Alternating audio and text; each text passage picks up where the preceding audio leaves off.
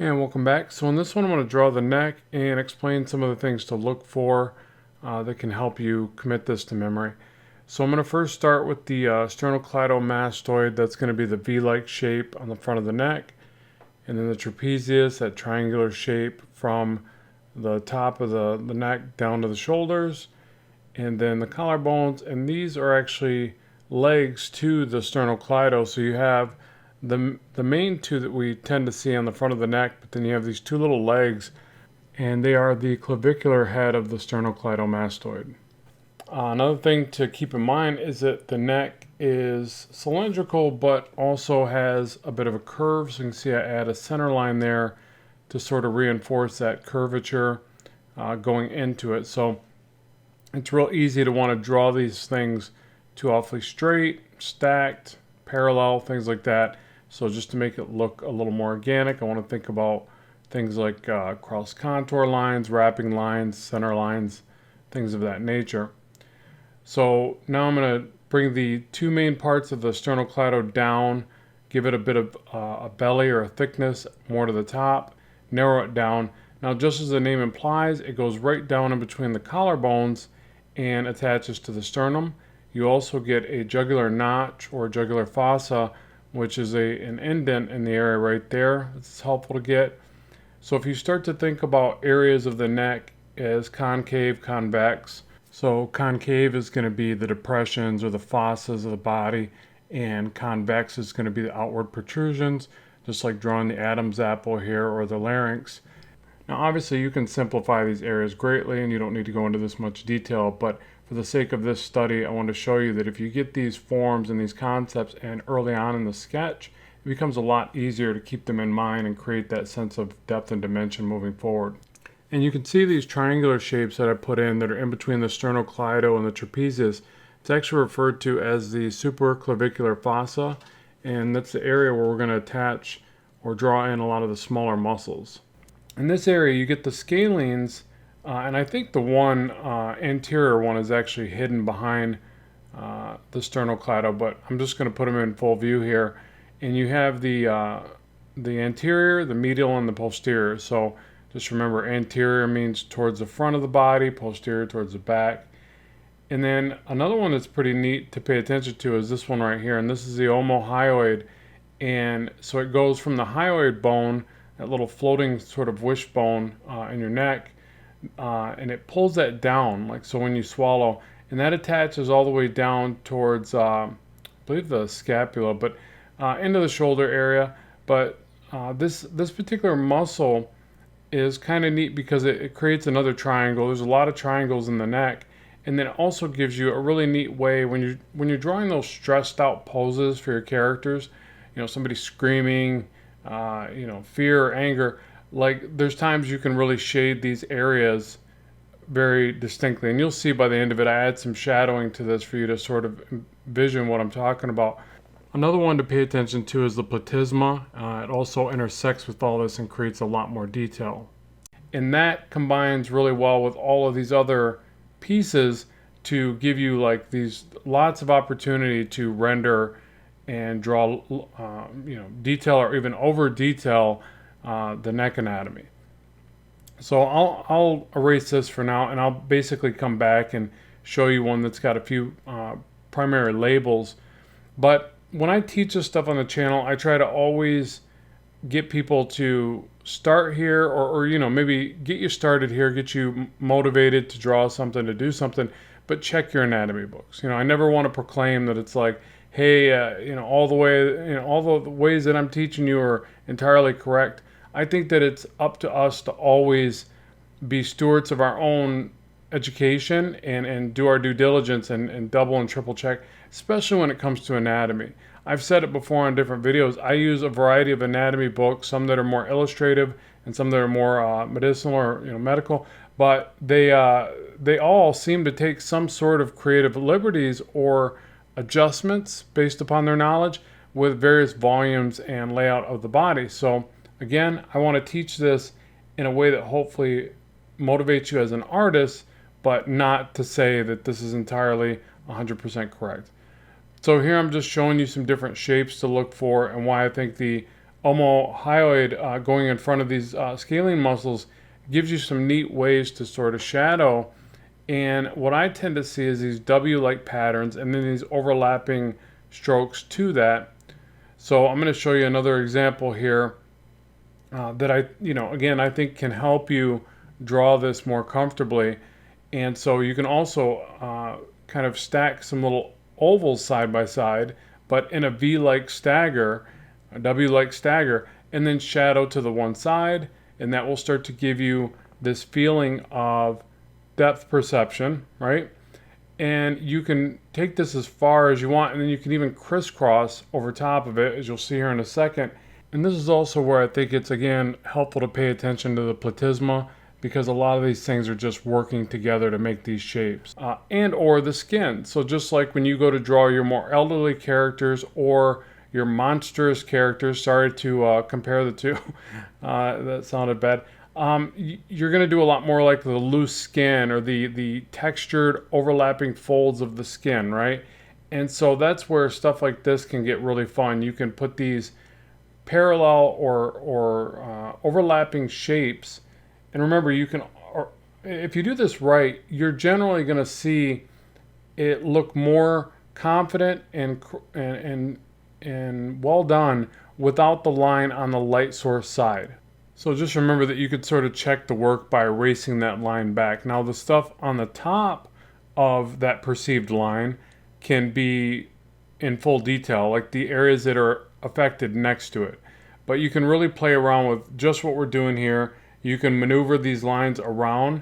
You can also use them as directional or focal point directions. So if you were to bring them all up around the neck in a cylindrical fashion, you could use all those lines pointing up at the face. And that's really what that platysma sheet-like muscle does naturally. So it just really looks cool. An artist that I got to refer to that is Dale Keown, or Keown, I never know how to say his name, but he does it really well. The neck anatomy and the way that he draws the Hulk, not only does he do it just what looks like to me some of the best anatomy representation in comics, but he shadows it in a way where it's super intense and dramatic. Obviously you're drawing a character like Hulk, and he is like probably the best Hulk artist out there. So check out his work. I think he does it really well. And so now just doing a refinement of this for you, just cleaning up the lines, and I'll do a little bit of shading here. I'll also do a little side view version of this, because another part that's super important with the neck, or any part of the body for that matter, is just drawing it in so many different ways and directions and viewpoints that you start to get a comfort level with what you're really looking at. A big part of this too, as I kind of mentioned earlier with the scalenes, is that the anterior one, I believe, from this angle would get covered by the sternocleidomastoid, or the SCM. And there's actually another muscle back behind there. The name's eluding me right now. So what I mean to say by this is there's a lot of them that just get covered up and converge in different ways, overlap in different ways, like the levator scapulae. I'm sort of hinting towards that on the side of the neck here. It looks like it's a tiny little triangle behind the SCM, in between that and the trapezius at the top there. But, that's probably not accurate for the real volume.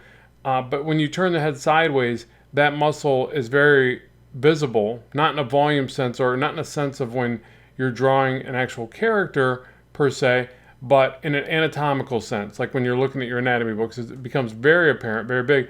So there's just certain ones where when you turn the head a certain way, certain angle, you're just going to see more of the muscles, right? So again, I'm trying to mimic or combine these concepts. I want to draw in a way where it hopefully gives you an idea what's there, but I'm also rendering in a way where I want it to just look like more of a person. So sort of a mix, I guess. So a mix of a person and an anatomical illustration, not all of one or the other.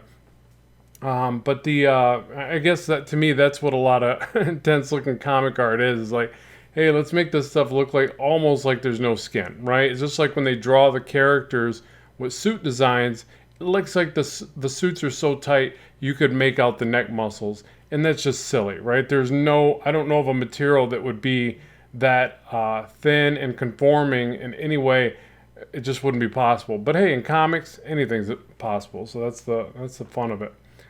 And also, while I'm wrapping up the rendering here, I just want to let you know that if you like this type of content, please like, share, and subscribe, obviously. But then also, I have a full anatomy course where I break things down. And this is actually sort of a prequel to an update I'm making to my anatomy course. And by the way, it's only on my own site now. I'm not updating on Udemy anymore. They made some changes, and I'll be pulling my content from there. But nothing to worry about if you've supported me on that site. I will back you on my own site. So meaning you just contact me, and I will let you know, or I will give you access to the same courses you had on my own site. So you always get free updates. Like I've always made that guarantee to my students. This will be a full update that I'm making to the anatomy course, where it's not just obviously one or two poses. It's all the way around in a variety of different studies, so that you can confidently draw the neck on your own. And just remember, every time that you feel like you can't do something, especially again in art and drawing anatomy, you don't feel like you're confident enough at it yet to do it on your own without reference, whatever, it's generally just repetition, right? Repetition builds confidence, because essentially you're generally not confident at the things that you just don't fully understand. But if we think we understand them, so we haven't spent enough time becoming aware of the thing, we sort of put it in the back of my mind. Well, I've drawn that before. I know what that is, and I know what it looks like. But you really don't. Not to a level where you can just call upon it, but enough repetition, and you do get that. And that's why I always tell people with anatomy and these lessons, I'm a firm believer that structured help does help us. That working with other artists, whether or not you're working even just off YouTube, I find it is still adequate, but it's a little bit more disconnected, and you have to piece things together a bit more, but still totally doable. But I feel that we all learn by watching someone else do it. But then once you take the time to learn certain things more in depth, so for instance, origin insertion points, little tricks, little shape recognitions, like we talked about the triangles and the different fossas, right? These things all start to resonate and sort of build a chain of things that you can rely upon. And then you're not guessing. You're still developing. We're all still developing. I'm sure I got some things wrong in this illustration. And that's just part of the process as well. You just have to be bold, brave, and do the work. It's not that everything's going to be perfect, but at the same time, the volume of work and connecting these ideas eventually pays dividends. It eventually gets to a point where you can call upon it without reference nearly as much. Or even when you make use of reference, it makes more sense. You now have an understanding of what you're looking at. And anyways, it probably goes without saying, but I always want to preface enrolling people into any of my classes, or even following my content on here on YouTube. It's like, be ready to do the work. This isn't easy. This isn't fast. This isn't simple. I try to simplify it as much as I can, but we have to remember that the human body is one of the hardest things you will ever draw, right? Probably the hardest thing. So you have to be patient and open-minded and willing to put in the work. Just as simple as that. But it is worth it if you're willing to do that. And so with this the side view, I just felt the need to quickly at least draw it one more time from the side to show you that certain muscles become a lot more apparent. The scalenes, the levator scapulae, and again, I'll label these real quick for you so that they make more sense. But again, you're going to need to draw this over and over again from various perspectives, various sources, source material as far as your anatomy books. And just to let you know, some of the current anatomy books that I'm using and studying from, you've got Basic Human Anatomy by Roberto Asti. Anatomy for Sculptors is another good one. As far as a little more illustrative, would be Bridgman's Constructive Anatomy, George B. Bridgman, and then also Bern Hogarth's Dynamic Anatomy. I've got more than that, but those are my go-tos, and absolutely find a wealth of knowledge in those. Stuff that I have yet to learn, and constantly revisiting them. And again, be patient, practice often, and really enjoy the process. So I hope you've enjoyed today's video. I'd love to know what you think. As always, keep drawing, keep having fun, and bye for now.